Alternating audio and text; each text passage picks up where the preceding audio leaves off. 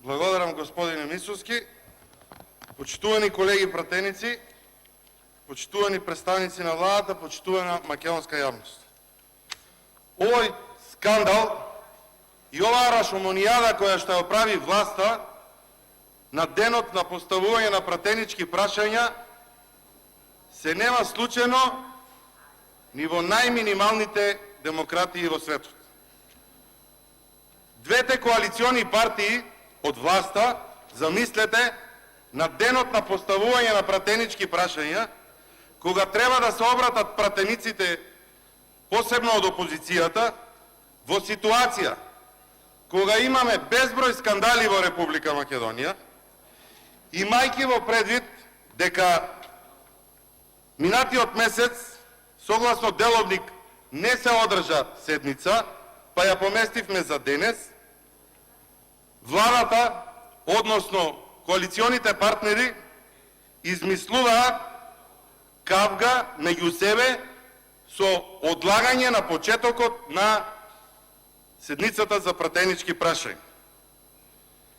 Господа од власта, почитуван премиер Заев, прашањата и проблемите кои што ги имате во коалицијата, да си ги решавате и во владината коалиција, да си ги решавате на друго место, а не да го узурпирате просторот и времето за одржување на пратенички прашања. Тоа сте го земале како обврска и во изборната програма на страна 23 во делот Отчетност на власта, каде што велите дека заради отчетност на владата пред собранието, седниците за пратенички прашања наместо еднаш месечно ќе се држат еднаш неделно.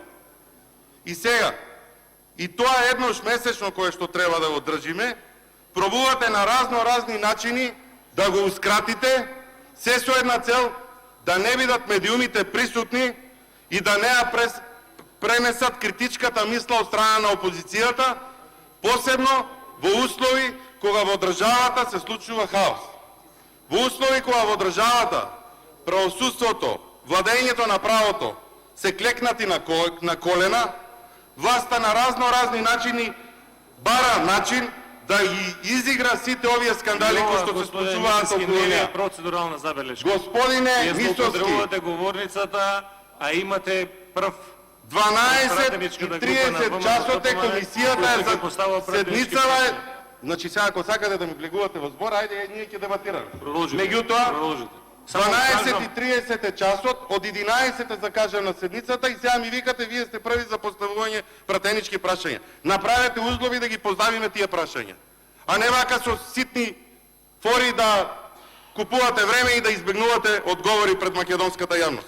Затоа уште еднаш апелирам, господине Заев, представници од владачката коалиција, најдете си начин и време да си разговарате за проблемите кои што ги имате, затоа што од проблеми кои што ги имате во владачката коалиција и во функционирањето и владењето на правото, ние на седница нема да се одржи ако продолжиме вака. Ви благодарам.